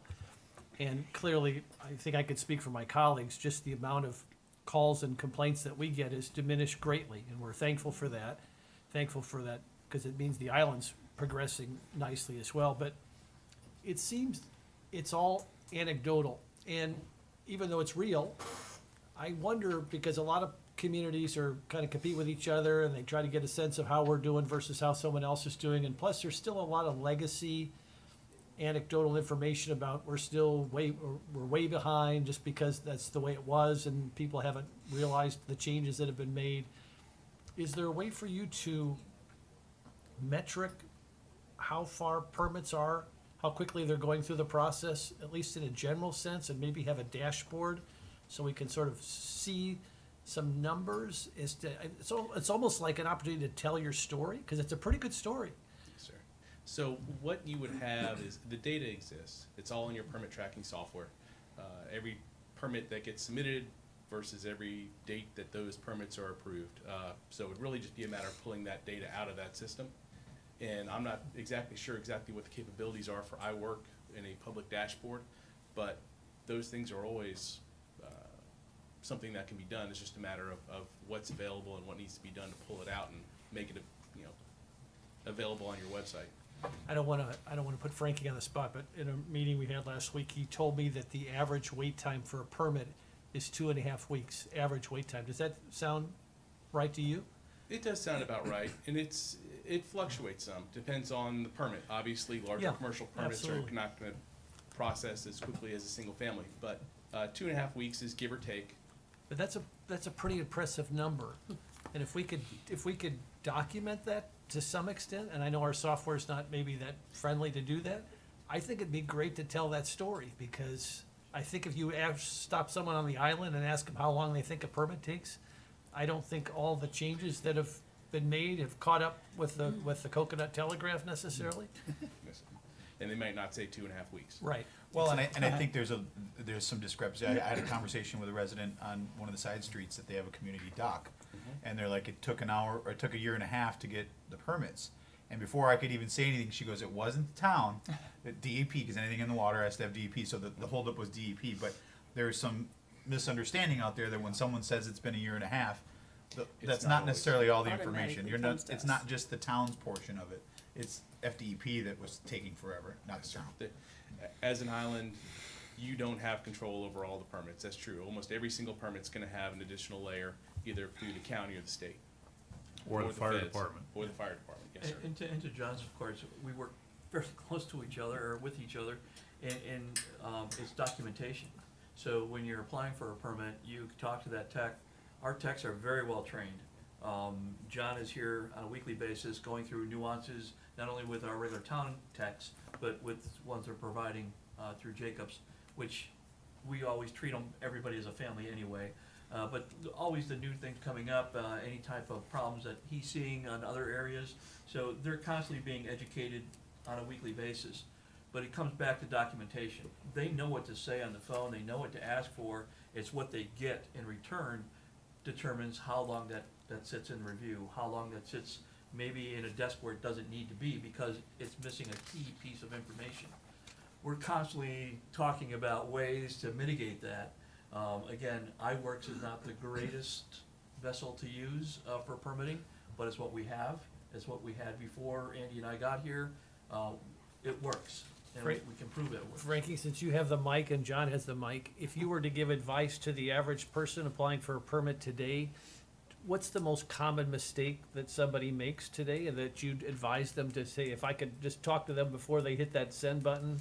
What do you see out there? I would just say, try to be answer the questions that the permit tech asks as clear as possible. If they're asking, we have one in front of us today, owner builder wanted to do some electrical work. Well, they submitted all the information correctly, they signed all the affidavits, they're from out of state, but when it comes right down to it, that wasn't the question that they're asking. He put on his permit form that he wanted to do overhead electrical work. Well, you can't do overhead electrical work without being a licensed Florida contractor. Come to find out, all they were looking for, the bottom line, was to put up an electrical tree to have that. So these are additional questions that they didn't ask, and we can't tell them unless we know. Another thing to John's, with our floodplain manager that we have on staff now, Kelly, You know, these are questions that go back from Ian, but every storm subsequent since then, there's been new demands, new types of ways of dealing with cost forms, how to mitigate future forms and future costs that arise versus a payout, and permitted work. So all those three components have to fit into that module somehow. And sometimes people don't like hearing what they need to hear, but that's the world that we're kind of living in. And I think that's the important thing to point out in a bigger spectrum is it went from everybody having the same complaint to now you have some one-offs. And when I say, now every once in a while we'll get an email. I try to look into them as much as I can because I know iWorks is not the easiest thing, especially if you don't know what you're looking for or you've never been through it and you want to be an owner builder. What I'm seeing now of the small one-offs, and there's only a few that have come through, have been people that had damage from Ian that went through one floodplain manager that was here at the time with the information we had at the time of what we had to do or not do, and now we have a different floodplain manager and they're trying to go through the same process for Milton, and it's now a little bit different because it's a different floodplain manager what they're being asked for. And it's not because the requirements are different, it's because we've been given information that we have to require more information than maybe what we did at Ian. Correct, and it's not so much, personalities do come into play to a certain extent, but for most of the differences comes into the clarity that's been provided since Ian. Right after Ian, we didn't know what we know now. We've been visited by FEMA enough where they provided some clarity in areas that were not as clear before, at least where we thought we had options, we don't have options. And in that case, those items or what's required for documentation, what's required for approvals, what the town is required to keep in terms of documentation is a little bit different than what it was before. So those changes have evolved. They're not night and day, but they are a little bit different. And again, these are one-offs. This isn't a mass thing. And one that comes to mind was they had an issue with an accessory dwelling unit that was inside the home that after Ian was permitted based on information that came from Lee County, because we still have to play with Lee County as far as some of the information. And now it's kind of it's been held up for months because the information in Lee County doesn't necessarily match what's there, and it gets very convoluted. So what kind of information what's the best? And this one that I'm referring to, it's gone back and forth. We've directed them to the county, the county's directed them back to us, and they're kind of stuck in limbo when they just need a definitive answer. Tell us what we need to give you, and they can't seem to get it. Correct. Now that's kind of, as you said, a standalone item. So if you're really looking as a general permitting question, I'm coming in, I bought a house that was damaged during Ian, I'm coming in for permits. If you don't know the answer, come in and ask the questions, because one of the worst delays is if you leave an item blank or if you guess, and if you guess wrong, because now all of a sudden you get a comment that comes back, now you have to respond to. If you take a little bit of extra time, come in, make a phone call, send an email saying I'm looking at item 4 on this page 2. What am I looking for? This is a picture of my house. How do I describe that in terms of this permit application? John, I'm gonna stop you right there, because there was a time when times were much more difficult, that people shouldn't call, they should Correct. email, they should come in versus email. What is the priority in terms of, what's the best way to reach out with questions to the town of Fort Myers Beach? Obviously, if you come in the door, there's usually someone up at the front that can help you walk through or at least find the right answers for permits. But phone calls or emails also work as well. There's probably dozens of all 3 of those examples every day. So you can get a human now when you call? God willing, unless you've got 15 people that have called right before you, yes. Yeah, but you just leave a voicemail, somebody will Correct. call you back. Correct. But what's the preference? Do you prefer people come in? Do you prefer them send an email? Do you, If someone really has a question on the overall application itself, it's probably best to come in. If you have a specific question on a specific portion of the application, those might be best for either a phone call or an email. But if you need someone to walk through a lot of pieces of information or a lot of questions that you have, that might be easier in person, just like anything else. If it's a more targeted or more focused question, that's probably appropriate for a quick email. Just send it to the permitting office and say, what do you do on page 2, question 3? you still encourage people to look at the frequently asked questions section? Obviously, yes. And I think That we're answers a up lot to, of questions, doesn't it? we're up to about 6 people that have looked at it so far, so we're making progress. Yeah, and to that point, the owner builder, if you're out there as an owner builder, and regardless of what you're doing, with the exception of just changing doorknobs on your house, which you wouldn't need a permit for, we have Gisela up front, we had Ashley's moved on, but Gisela, if she can't find an answer for you, we have a whole trailer of people back here that can. And that's kind of the way they work. They don't assume that they know everything. They don't go on Google and try to look up your answer. We have that wealth of knowledge sitting back in our community development trailer, and those are the people that we rely on every day. So regardless of what your question is, we will find an answer and we will find a solution. I tell you, Frankie, you sent me back there the other day, with your permission, I went back there and to help an elderly person on the island who had some fraud issues with their contractor, and the staff back there was excellent. I mean, they're just very helpful, and so, I mean, it's a tremendous turnaround and a credit to the town and to you, John, and your team. And I'll put you on the spot, and it's very awkward because I know you represent Bonita Springs, but is Fort Myers Beach one of the quickest places to get a permit in this region? Based on where you were, you are right where you need to be. That's And such a diplomat. well played. I think things are coming along perfectly. When I come out now, it's more for maintenance and it's more for just checking to make sure something hasn't come up. Early on, it was, what's the issue today? How do we tackle the big elephant type questions? Those bigger issues don't exist right now. Well, thank you for that. Yes, sir. Well, Thank you. well, while we have you up here, is there anything from staffs, I mean, we've constantly said anything you need when it comes to building, you've had unanimous consent to go ahead. Is there anything that we can do with John's firm to make it even more efficient than what we have now? Whether it be more permit techs, whether it be, I don't know if you can get a second floodplain, not a second floodplain, but a building official to help, I know Joe's pretty heavily busy, so is there anything that we can do to encourage you or empower you to be able to use their services if you have the manpower to do it, to make it more efficient? I guess my answer would be always. And a good, I think permit tech wise, we are there. We're at where we need to be. We have just the right mix of people. We're handling that mix. With the building official, our biggest thing is he's also certified inspector in almost every category. So my ask would be inspectors. And that's kind of a conversation that John and I have on a regular basis. They just don't grow on trees.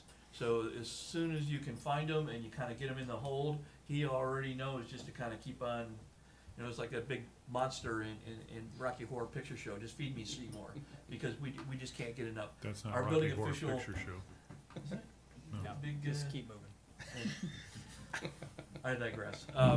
Anyway, our building official really needs to be in the office where we can pick his brain, his 40 years of knowledge and whatnot, and also help out in the field, but between the two communities, we are kind of hand-tied a bit. Okay. And if that's the direction, we can have conversations to see what fits, because it's not just inspectors, it's inspectors with which type of license, Correct. what matches up with what you And need. that's the key. So That's the there's key. no sense in hiring inspectors that don't provide a service. Correct.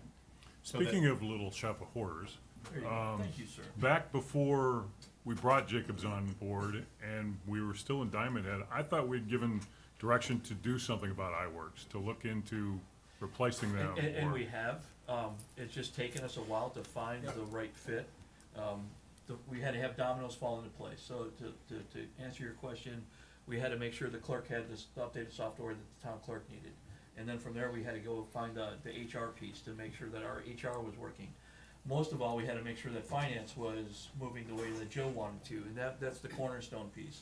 That just fell into place a little while ago. We have a couple of really nice choices that we'd like to go down and start looking. Between Judith and myself, we've started interviewing, and we've had a few demonstrations now on different types of software. But before we commit, we want to make sure it's a fit that works for us, not just today, but going into the future as well. That's the one thing I don't think iWorks really provided. It plateaued, and you could have seen it was going to plateau right from the get-go. Yeah, it's not customizable, and Correct. if you've never had to do a permit before, it's very cumbersome, and it's not. But at the time that we were talking about that, John, it was also advised, I think, by John, that you want to kind of pump the brakes because of where we were at the time as far as the amount of permits that were coming in and not knowing what we didn't know. So you didn't want to put another layer of uncertainty on top of it. Data But we have mining kept moving. is hard. Yeah. Yeah, Right, it's exactly. it's a huge deal. Changing Yes. from one permit software to another system isn't just making the decision. It's getting all of your existing historical data placed into a new data, customizing that new program. Just shooting from the hip, you're probably going to want to have someone that devotes at least half their time to maintaining whatever system it is. Just because all of these are a handful, none of them out of the box match your system, but they're not intended to. They're intended to be customized. Who does that customization? Who maintains it? Where is it maintained? All of those questions come into play at that point. Would you say it's safe to say that, I mean, if you are out there and you're gonna be hiring someone to build your home or commercial building or whatever, it's very important to get someone that knows what they're doing. I mean, we still have. Oh, heavens, yes. Yeah, we still have people who get misinformation that, you know, the town is holding up something when it's, hasn't been submitted, or, and it all falls usually back on the contractor themselves. And there are a plethora of good contractors out there that know the system, know who they need to talk to, and make it very efficient. So, if you need more inspectors, I'm all on board to say, do it, if you can provide them and that will help make it more efficient, I'm all for it. Well, with that, we'll just have Absolutely. a couple conversations. Sure. We'll see what comes out of it, and Yeah, whatever I mean, comes out some of that. people have to wait a week to get an inspection, which just holds everything up for them. So most inspections are done pretty much that next day. They don't tend to extend. Except for even the outbound ones that we get the emails on. if they're scheduled, they shouldn't be rolled over for more than a day or so. If it's 2 days, it's basically because it's March and spring break and name another planetary alignment, whatever. But normally speaking, they're done within 24 hours. If you hear of something that extends, or somebody hasn't shown up, or there's been an issue where it's gone longer than a couple of days, those are the type of issues I would like to know, because Okay. those are the things we're looking to make sure don't happen. Okay. And if there's not a reason, or if there's not something that's on the contractor side, we need to make sure our side is cleaned up. And I can attest to that too, Karen, that there's been a few cases, at least 4 in the last 3 months that I know of, where people they've gone through the portal to request an inspection, but haven't gone all the way to the final step. So they think that they're there, they think that they scheduled it, and nothing happened. Okay. So, make sure that you're following that bouncing ball all the way to the end, in the portal. And again, it's not the greatest tool in the world to use, it's the only tool we have right now. And if there's ever a question, you can call up front and schedule with Gisela as well. So would that, based on what you just said, if there's a multi-step process or you don't go all the way to the end, do they get a confirmation email that they've scheduled it, or does any of that happen? They do on the back end if they've finished everything. So if you didn't get a confirmation get it- email saying that you have a Correct. scheduled time and here's what Correct. time it is, Yep. you didn't go all the way through the process? That is correct. Good to know. Okay. Because we've all done it. You think you filled something Yes. out, and you're like, yeah, I'm good, and then you're like 3 weeks later, why haven't I heard from anybody? It never ends. Yeah. All right, any other questions for John? No, thank you. Thanks, John. Awesome, thanks. All right. Any further discussion? If not, is there a motion for resolution 25-92? So moved. I will second. Motion by Counselor King, seconded by Mayor Allers. Any further discussion? Counselor King? Aye. I'm an aye. Vice Mayor? Aye. Counselor Woodson? Aye. And Counselor Safford? Aye. Motion carries unanimously. Final public comment. I think Butch was here for that, being addressed by John. John's handling it. I believe so. Any other public comment? Okay, we'll close public comment. Town manager items. Thank you, Mayor. Probably the biggest thing, elephant in the room, is gonna be town hall. Got a lot of things working all at the same time. Obviously, continue with the work with, salt trim, continue with the work with the, fire alarm company. We're trying to get all that permit approved through the fire department, so we got a rejection letter, so I'm working through that this week. Should hopefully have that solved in the next couple of days. It's just a process. We're working, still have, to close up the wall, to finish closing up the walls, we're really close. The council's, desk should arrive this week. So we're really pushing forward. So hopefully, fingers crossed, we get. The dais, it's actually, when we ordered, they refer to it as a council desk, or commission desk, but yes, the dais.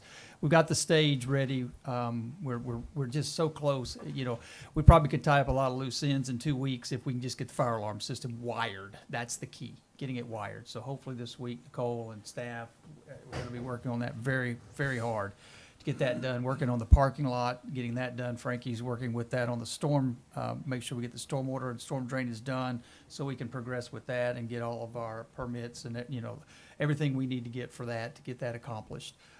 The other thing is we are working with Comcast and probably should be to a point where we're gonna have FMB TV set up. So we will have the ability to go live with things, to go, to show videos. The one thing that they ask is that you do put programming with it, so many hours a day. So we'll have to come up with a plan for replaying our committee meetings, replaying our council meetings, our LPA, things of that nature. That will just be content that will always, so people will just on there, if they're a Comcast customer, they can go to that channel and look at all of our stuff. So that'll be like a community access channel. That'll be exactly the Just same like thing. Lee County They has? can submit, that people can, nonprofits and certain people can submit to us to put things on there. I think there's limitations on advertising, so we can't really do that kind of thing. But we can announce certain things, not birthdays and anniversaries and stuff like that, So we'll have births and all we that. will have a 24/7. Yes, sir, community access and channel one of you will be the voice of that. I know you've asked, so just hang on. This is the first I've heard of it.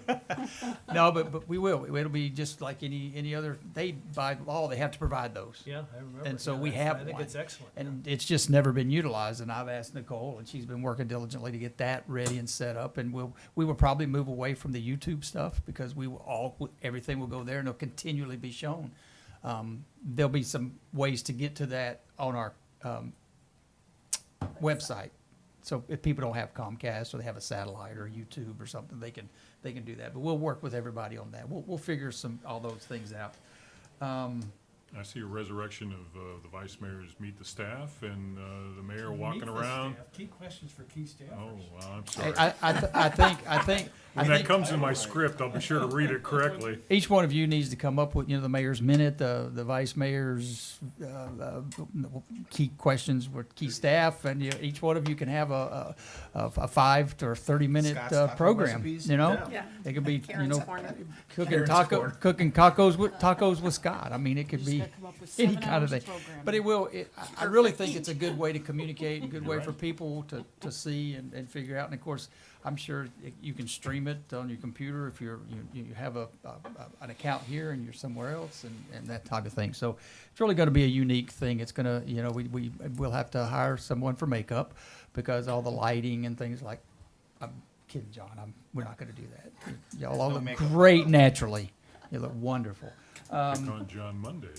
Down, He's a face for radio. I didn't say that. Oh, I didn't say like that. I'd never heard that one before. I used to say it. So the town manager process is moving along. We had, after we did some background checks and things, we kind of needed to refocus to try to get some more candidates. So I think Talisa's reached out to you on dates. I don't have that date. It seemed like Anything missing in the process? anything missing, not that I know of at this point. So anyone out there that may not know, the 25th special meeting has been canceled, or That is correct. Yeah, yes, sir. Yes, sir. It is, just be moved to April, and a date to be determined. Talisa's out today with an illness, so we'll get that. And Jeff is going to give an update on the Bay Oaks Recreation Center. Yeah, so we're moving forward. We get the flooring. They're gonna come pour it first or second week in April. It should take 2 or 3 weeks, and that's kind of the final step with that. They ordered the package units for the air handlers. Those are gonna be coming in within a week or two. So anybody watching, we might have to shut down pickleball for a couple days because there'll be heavy machinery back there. Oh, no. Yes. So Oh, no. I know that's one of the bigger issues. But we're gonna do all epoxy flooring. Looks nice. Yeah, it'll be really nice, and they're actually gonna go up the wall about 6 inches. So if we have minor flooding, you won't get the cracks. Water going through the cracks, or it'll really hold and be able to clean up real nice. So the whole rec center will be epoxy. So One of the things, getting there. I'll They're be, thinking by. Sorry. no, I'm sorry. They're thinking about mid-May will probably be open. So we're pushing. Have a question there? I just, Frankie, just in a general sense, after our public comment this morning, did you have anything you wanted to opine about 8211 Estero Boulevard? Yes, I do. Please. As of this morning, all permits were vacated by the building official. They've been in talks with Joe, because the building was a cinder block building. They tried to push their case that it could be structurally sound, it could be rebuilt. He gave them time to present to him active plan to move forward. That did not happen in the allowed time, so he vacated their permit. They will not be allowed to come in to rebuild that building. That building will have to be demolished. And it was in the red tag process, it was taken out. We'll put it back in the red tag process, and if we can speed it up by anything, according to the law that we're allowed to do, we're gonna make sure that that happens. So just to be clear, so it's about to be red tagged again? It would go back into the system for red tag, but it doesn't have. Let me ask the attorney, since it was basically told, I mean, can it just pick back up and go and not just, No, I mean, I think it did was we, eliminated because of the fact the permit was issued in July did we, of did we, 2024. did we notice the property owner that it was taken off? Or did we just leave it hanging? There We was need a to know that. conversation that there was a conversation, I don't believe it was hanging, I believe it was taken off of the process Okay. when they were permitted to come in and try to find Okay. a solution. So we would have to revisit that again. But at least knowing that they cannot come back in and try this again, that was it, and the building is going to come down at some date, hopefully very Nancy, soon. is there a way to prevent this circumventing or this loophole process? I mean, if you get red tagged and we know people are doing it, they're coming in and they're getting a permit and they're gonna squat on that permit and not do anything until that permit expires. Which, is there anything that we can do to keep that from happening? Depending on the extent of damage or repair that's being done, I mean, it's possible within the discretion of the building official to put some conditions on it, perhaps a phasing, that if, depending on the size of what needs to be done, you know, you should have this much done by this time, to make sure that that process goes forward. It's been kind of difficult because there's a huge goal to try to get people to come into compliance voluntarily instead of coming down and just basically demolishing everybody's house. But you do have the holdouts that just keep pushing it and pushing it and pushing it. I just wanted to add another comment to Frankie saying that it's going to be put back into the demolition process. So the way that process works is the building official goes out, he has a checklist based on your code as to what things at a minimum must be in working order, and then he makes a determination if any of those things are missing, then the building is viewed as being unsafe. There's a 30-day appeal period, which runs concurrently with a 60-day period to vacate. So that's the process. Technically, it should move very quickly. However, individuals have contacted the building official once they get red tagged, and in a lot of cases, they've actually taken down the building themselves. But then again, there are some that are kind of working the process as well. I mean, when does it, you know, some of these buildings, we all know there's a handful that we can all think of off the top of our head. When does it become a you know, a life safety issue? Right. That, you know, putting up a orange snow fence around it is not something that's gonna keep people out of that property. Is there anything we can do from that aspect? Or I mean, rats, yeah. If, just for instance, you've been red tagged, you wait till the 30th day, you come in, you get your building permit, and now you've got your or your demolition permit, and now you've got it for 6 months. Is there anything we can enact policy-wise to ensure that in order to get that permit, you have to show that you're going to secure the property? Because people are getting a permit and they're not securing the property, or they're demoing a huge property with no fence around it, which drives me nuts every time I go by it. And somebody's gonna get hurt eventually. So concurrent with the demolition process, your code also has a property maintenance section, which basically goes through the same code enforcement process. And those two could actually travel together. Going into the code enforcement, the special magistrate could order the immediate abatement, i.e. the demolition of properties that are so unsafe because of the fact that they haven't been maintained. Putting up a fence to try to secure it could be viewed as part of trying to maintain it and keeping it safe. So that is another process that could be invoked at the same time, and the two can travel together. The other thing that we've heard on some of the delays has been that you can't take our building down because we're waiting on the insurance adjuster to come, and we need photographs. And I really think that town staff has been trying to work with these individuals that find themselves in that situation. However, there is a point where you can tell that some of it is just trying to delay. Taking a building down is not cheap. And so maybe, the property owner doesn't have the money. Yes, the town can come in and demolish the property after the completion of the process, but then again, that's money out of your budget. So from a policy perspective, it might be better to have that property owner take it down, because even though we have the means to recover those monies, getting your money back is a lot more difficult. Yeah, and to that point, the first 58 houses or 48 houses that we had initially red tagged, almost 90% of those came into compliance on their own. There's a huge, staggering number of people that have actually, okay, it's our property, we'll take care of it. There's a few of them that have fought us, trying to find loopholes and stretch it as long as they can. And when I say fought us, it's not like butting heads. They knew what they could do under the law, and they did that. And now you have to let the process play out. And then we have a few that are just moving along the chain to either magistrate or to. And this goes back to my thing when John was here about the resources. Do we have enough code enforcement resources to be I don't disagree that when you start the process of the red tagging, 90% of the people come into compliance. That's what you're hoping for, right? Right. You're always gonna have that few that are gonna be bad actors. Right. But to me, it seems that the problem is we're not doing enough of them. You said 48. How many past that have we done?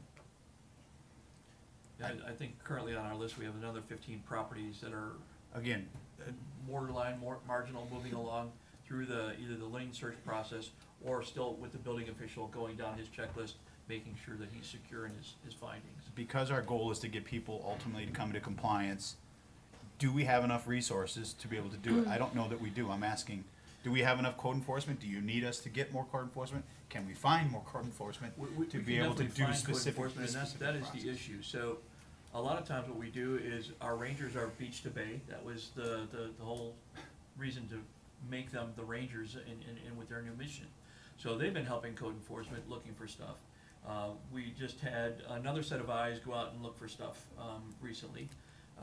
I think that to have another two bodies, another two code enforcement officers that could work that 7 day a week. Currently, we have people staffed through Saturday, but trying to find that Sunday person is just not conducive with the three that we actually have on staff.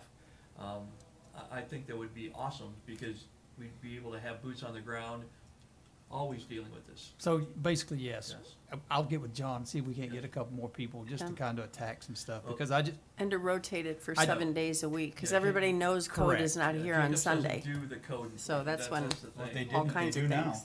Well, they do it anyway. I mean, that's when all the yahoos take But- effect. well, so. I spent 5 hours out yesterday going through the entire town, Yeah. myself, Yeah. with Tracy and Nicole, writing addresses, taking pictures, doing everything we need to do, and so we're going through that process now. I mean, yes, it can be done, and it's a lot easier to do on a Saturday morning or Sunday morning than during the week, because it's a little less traffic. So yes, we'll ramp that up and see if we can't get some more help in the code. I believe that enforcement, now compliance is where we were. Now I think we're in that enforcement phase. We got to push that. Well, my point is if they haven't been started in the process, whether it's red tagging, whatever it is, whether the grass hasn't been mowed, whether you can still see the refrigerator wide open with food still in it in their house. If they haven't been notified that they're not in compliance, Yep. that's the issue, right? Correct. And if we don't have enough people to do that, we need to get enough people, in my opinion, we need to get the people to do that. That's a top priority for people. You can see how we've evolved since Ian, and there's been enough time. People need to know. Some people have just left their houses and have forgotten about it. Yeah. And Correct. we haven't done what we can do, I think, to be as efficient as possible, to be able to get them to be aware that they're not in compliance, so that we can get to that 90% rate on the island. Then we'll deal with the 10%, how we have to deal with the 10%. Perfect. So I have a question. So this 6-month time frame on getting a demolition permit and everything, is 6 months a state statute? Can we shorten that to 30 days, 60 days? What can we do to shorten that up so that's not just a, oh, now I got more time? I don't think it's I don't think it's a state statute, is it, Nancy, for time allotted? Like the 6 months? Is that our ordinance? I'm not sure where the 6 months, I need a framework as to where that. The building numbers- permit or Oh, anything the you get, expiration of yes. it. Expiration. Yeah. Can it expire in 30 days? Can it expire in 60 I think- days so that we make people get moving on this? Like a building permit, you know, you get the 6 months because, I mean, obviously, Right, you have to that build. makes perfect sense. I'm talking more about the demo. Correct. Definitely. Well, you know what's gonna happen with the bad actors.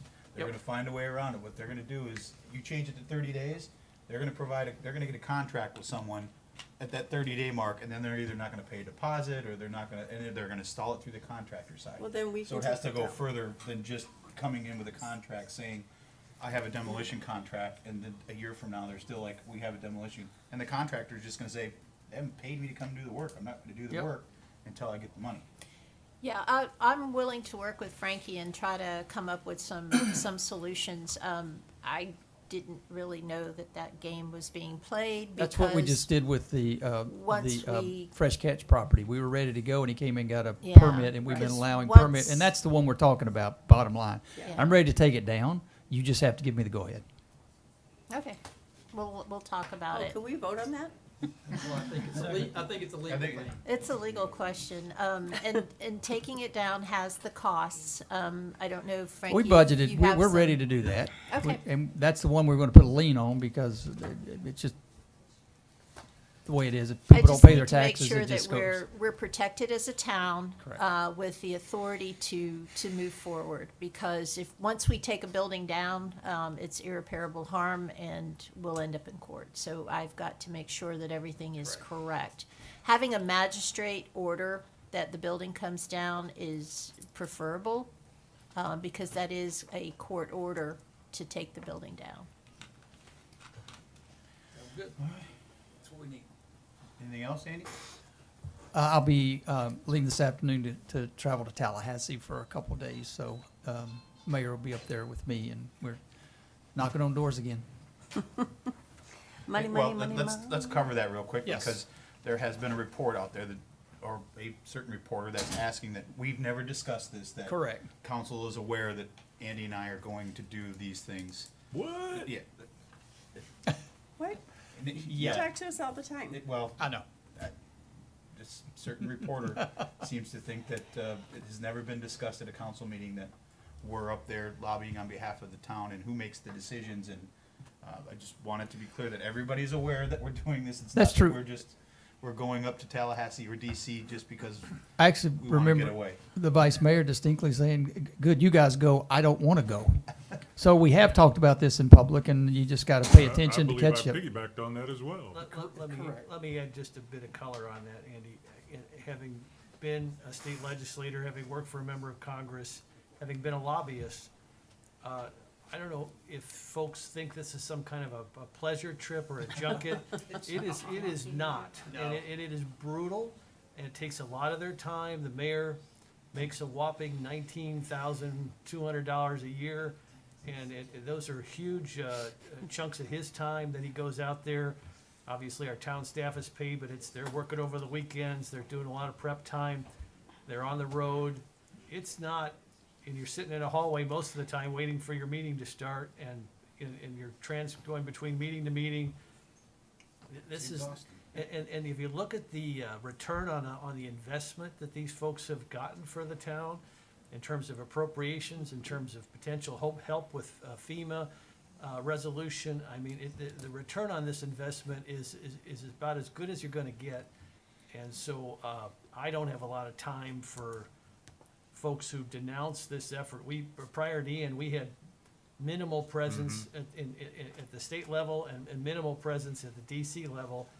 And after a catastrophe like Ian, the investment of time in what these folks have been doing is extremely, there's a tremendous return on that investment. And I'm thankful that they're willing and have taken the time to do it, and they've done a great job. Well, just case in point, what is it, 15 point something million dollars we've got for a town hall, 8 million for the town hall, 7.7 in revenue replacement, really? You know, we're not going up there for fun. And I watched Dan up there, and I got to keep prodding him. Let's go. No, I don't. But no, we do. And I he think does. it's the other way around. He's like, come on, let's go. No, but it is. I mean, I've been around a lot of towns, and I've managed 4 towns in Florida, and we do as good a job as any. But they're all up there. It's not us. I mean, we try to beat the group. We try to go a You're week ahead of before the Florida rest of the League group Cities, yeah. goes. So, you know, it's and we're waiting on next month should get a $7.7 million check basically for revenue replacement. I mean, it's well worth the, small investment made by the town. I just wanted to make sure that we covered it so Thank that someone can't say again, we didn't talk about it in a meeting. All right, Did we? that it, Andy? Yes, sir. Thank you. Okay. Nancy?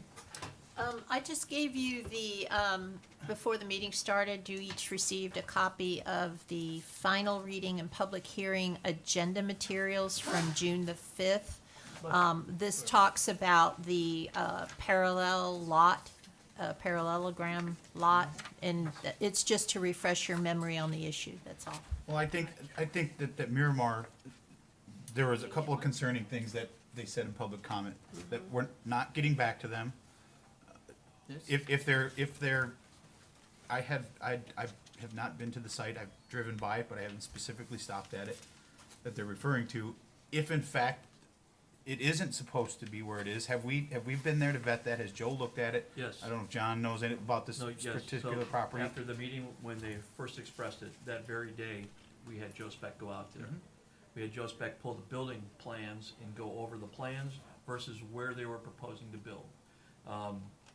And we also brought in Judith and Sarah, our planners, to look at and find out if these allegations were true and whatnot. One, we would not let a structure go being built in this town currently without really looking at and doing our due diligence.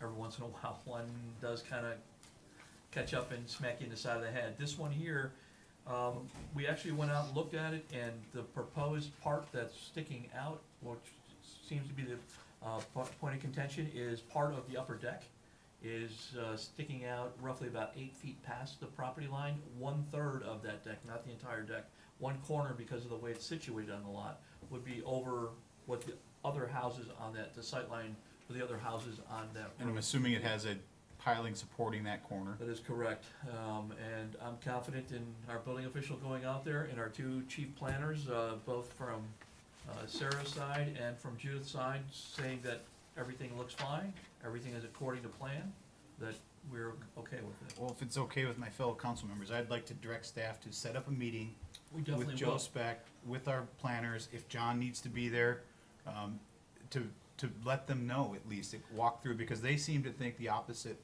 and they haven't been told, Well, it sounds like. Again, through emails that we've supplied certain council members about what the findings were between Judith and Sarah, went into great detail as far as what they were allowed to do and what they're not allowed to do. And the builder and homeowner of that particular lot are going along in a pace and plan that is accordance with the parallelogram lot that you can do. And have they got their own independent inspectors on this, or is the town inspecting it? I believe they have their own private provider. Here we go. Yes, we all feel the same way, but by Florida law, we can't really step on that toe. Now, Joe can actually supersede and say, okay, hey, I don't really agree with what you're saying, or he can go out to that job site at any given time and as a building official and say, wait a minute here, regardless of what you're doing, this is not accordance to our code and so forth moving forward. He has done that.